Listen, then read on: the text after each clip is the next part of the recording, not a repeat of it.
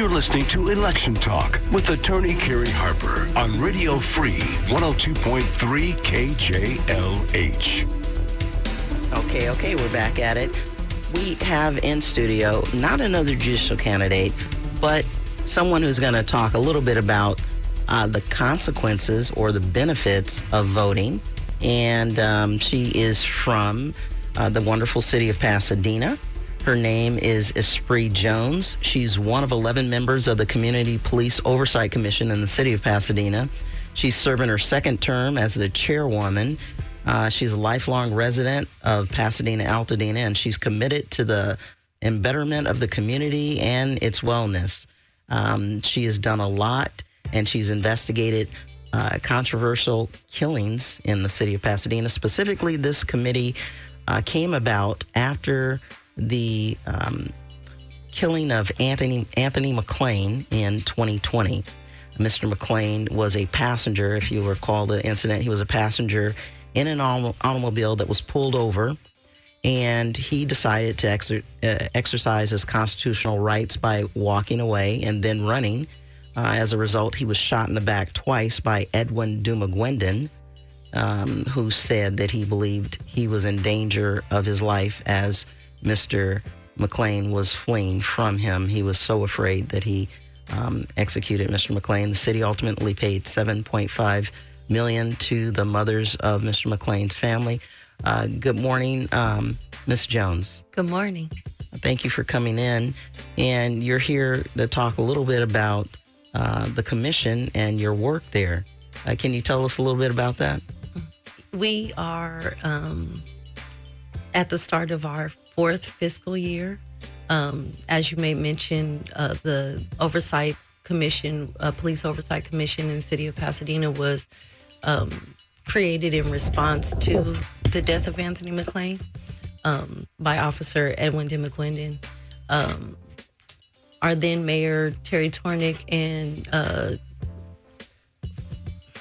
late John Kennedy, he passed away 2 years ago, city council member, put together the model of oversight that we're using now. We've had lots of hiccups, and we've had some pretty good wins with policy changes and really exciting stuff, really exciting things. We're learning from NACOL, we've learned from the police, and we also learned from the community. And one of those policy changes was initially the playback feature on the body-worn camera was 30 seconds. And as a direct result of that lawsuit and some of the demands of community members, plaintiffs' counsel as well made demands on that. Amen. In full disclosure, I was the lead plaintiffs' counsel in the Anthony McClain matter. So now that it has extended to a 1 minute time period for them to do that. Yeah, it buffers longer, and there's also a matter of activation and deactivation that wasn't happening. It was a matter of should versus shall, and it's now shall. So they have a requirement to turn on their body-worn cameras and not tamper with them throughout the day. And are you seeing that they're actually getting disciplined if they don't turn them on, Ms. Jones? You're smiling. You gotta go ahead and verbalize that. No, you're not seeing that. I can't say that we have. Mm-hmm. There hasn't been anything. We've worked in a way with our department to have annual reviews, and we haven't gotten to the point of the annual review point to see that that's happening all the time. And I don't understand what that means. You haven't gotten. We haven't reached that annual point of when that policy was implemented with those updates, including the should versus shall. That was actually earlier this year. We haven't gotten to a point where we would be exactly monitoring. Like, we haven't reviewed anything that says that they are or aren't. Mm-hmm. And so some of the folks who appoint folks like yourself on this committee are elected officials. All members of city council. Okay. And Well, we have 3 community organization seats, but everything, each council member, so the 7 districts plus the mayor, have an appointee. and I see Philip Argento's on there. Yeah, that's our mayoral, and he is my vice chair this fiscal year. Yeah, I liked him a lot when he was a judge in Pasadena court. He was a pretty fair guy, so Yeah. it's good to have him on the committee. I'm Absolutely, sure. absolutely. And recently, though, Felicia Williams, she ran for office for, I guess, Assembly.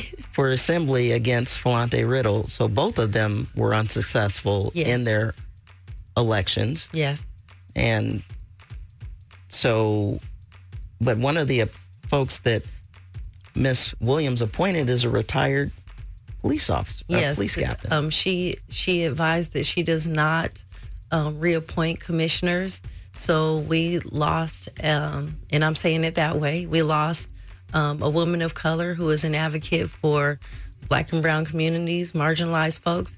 And she replaced her with a retired captain from LAPD. I know he worked there as recent as 2020. So a captain of LAPD is overseeing the oversight of a police agency, He is one of the members of our 11. kind of like the fox guarding the hen house. Yeah. So the importance of voting is to get folks in place that are going to do things that are in the interest of the community, right? The community at large, not not just specific groups, right? Right. Well, you were telling me off air some things about that. Is there things you want to expand on Miss Williams' position with regard to this matter? I've never had a conversation with her, to be honest.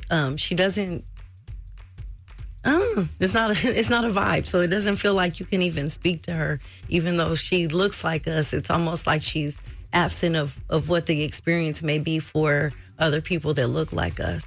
And so just navigating a system where someone that looks like you isn't someone that experiences life like you or has even empathy. The Bible even says, like, the least of my little ones. And so you mentioned J.R. Thomas, like, is he not the least of our little ones? We talked about Anthony McLean. Are they not amongst those people? Like, they don't deserve to die at the hand of our law enforcement and have members of our city council sit around and go, oh, but it's okay. Like, it's not. It's hurting people, and it really hurts the full 140-some thousand people that live there.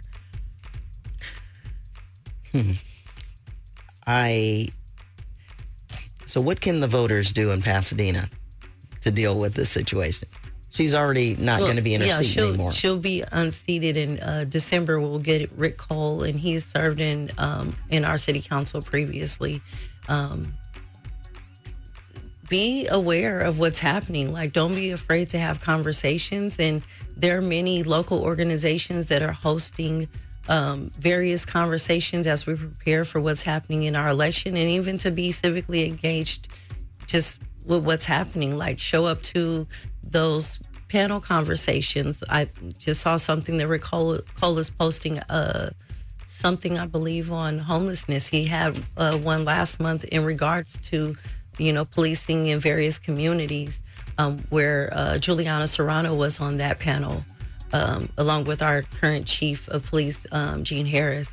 So there's so many ways to be engaged. Brandon Lamar just ran for city council. He is on our rental housing board, and he is someone that is always in the mix throughout LA County. Like, there's no reason, and he's someone that's very accessible and wide and young. So don't be afraid to, like, tap in and check in with the folks sitting right next to you. There's a lot of information and a wealth of it to make informed decisions. Are you going to continue as chairwoman?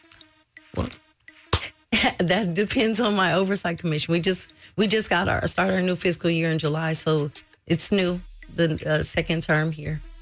I'll be here as long as they let me. I've got 2 more years in this second term as a member of the body, but how the chair position goes, we elect annually. Okay. The body does. All right. What else should all the voters know about what's going on and what you guys do on police oversight in Pasadena, because if they want change, then they're going to have to vote, because the elected officials are the ones who appoint these oversight folks. Absolutely. Our meetings are the second Thursday of each month. We're in council chambers at 6 p.m. It is a hybrid meeting, so there's a virtual component. You can join via Zoom. Public comments are always welcome. We also have a pretext stop survey coming out next week. I believe it'll be rolling out and being live on the website. And explain to the listeners what pretext stops are, which is what Anthony McLean was involved in. But absolutely. A pretext stop, or also noticed as a minor vehicle violation. But it's kind of just, driving while black or brown. They see somebody that doesn't look like them, and it's perceived that that's why the stop occurred. Especially, they may pull you over because of a tail light or something hanging from your rearview mirror, and in fact, it's a matter of targeting. Mm-hmm. And basically 5 times more black folks get pulled over than white folks in the city of Pasadena. Absolutely. So, and there's definitely way more folks that are not identified as black in the city of Pasadena. Exactly. So I think we're at about 6% in the city, 6 or 7%. So your community oversight is actually ran, and it's under the city attorney's office. Yes. The city attorney defends the officers in litigation, and they are over your agency. Yes. Any conflict of interest there, you think? Or can you speak about it? I don't think I can actually speak about it because I can't prove it. But I've been blocked for 2 years for talking about the hiring process and lateral transfers in particular. I know that some officers that have been involved in some serious matters in our city have been a matter of lateral transfers, and I would like to stop that. You've been blocked? Yes. From talking about it? Yes. Well, we could talk about it here at KGLH, because Edwin Duma-Gwendon was a candidate at the Los Angeles County Sheriff's Department who flunked out of that process, and Pasadena knew it when they hired him. He flunked out for integrity issues and for flunking lie detector tests, and that's documented, and the chief knows about it, and it doesn't seem like he's done anything about it. Would that have helped in your oversight on this issue, with knowing that? I think that all of those things matter. Unfortunately, I don't know that everybody understands how important that is on our oversight commission. Because, when you have somebody flunking out of processes and then they get hired by other agencies, right, and then their integrity is directly at issue. Yeah. Like saying, I thought he had a gun, and you hire this person that has lied, basically. Yeah. And got caught at it. That's a really big thing, and Pasadena has some serious questions to answer. Hopefully you guys will be allowed to get into that. Do you have subpoena authority there? Not very powerful. Not very powerful subpoena authority. Well, either you have it, or either you can make them show up, or you can't. Well, we can't make them show up. We could subpoena anybody else. So it's kind of like pointless, Mm-hmm.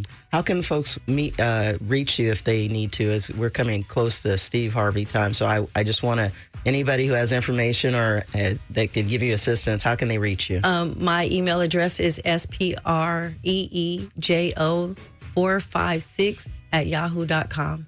Okay, and thanks so much for coming in. We're going to go to Steve Harvey, and we'll be back at it next week on Election Talk. I'm Carrie Harper. Thank you for having me, Carrie. Thank you for showing up. Absolutely. Thank you. 102.3 KJLH and KJLH HD, Compton, Los Angeles, Long Beach, and Inglewood. Radio Free.